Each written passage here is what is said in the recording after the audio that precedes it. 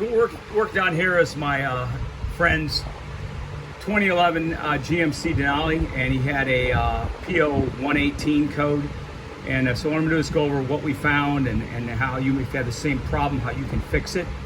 And basically what we found out was we thought it was the sensor itself, but after doing research and checking the plug that we rewired in, we found that the connector was bad and was corroded. Now when you first unplugged it, we automatically assumed it was a sensor. You know, you should always test, don't guess, but we went ahead and pulled it out, put a new sensor in it.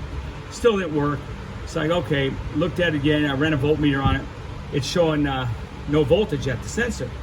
So I pierced probe further up here where we rewrapped the wires, and I got 5 volts up there, the 5-volt reference, which you're supposed to have. One's ground, one's 5-volt reference. It's a two-line connector, pigtail.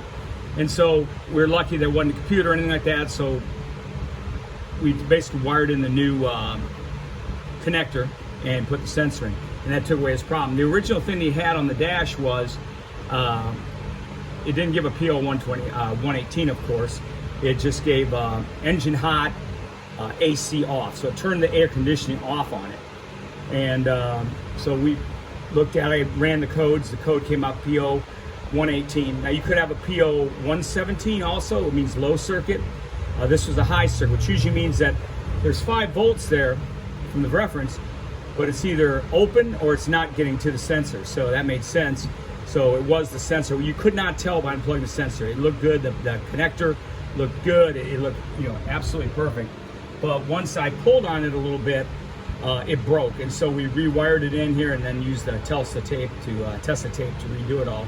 And now everything's fine. We cleared the codes. It's all good, and we fixed that. But you could also get 128 p017 code. Could also be from your sensor, even though most people think it's the thermostat, and it could be the thermostat. However, for most instances, it's usually the coolant temperature sensor. So kind of talk like Biden today. So anyway, if you get that code, or you get a check engine light and that comes on your dash that says engine hot, AC off, and you can't get your air conditioning to work, and your temperature gauge is reading 160 or low, you know, on low and not reading high, or it's bouncing, it's usually going to be your coolant temperature sensor or your wiring. If it's a high code, it's usually that your wiring is open, you got open circuit, meaning the wire's cut somewhere or broke, or corroded and not getting to the sensor, as it was in this case. If it's a 117, which is a low circuit code, it usually means it's shorted to ground somewhere. Your other wire is your ground wire, and you have to run that back to figure out where you're not getting your ground at.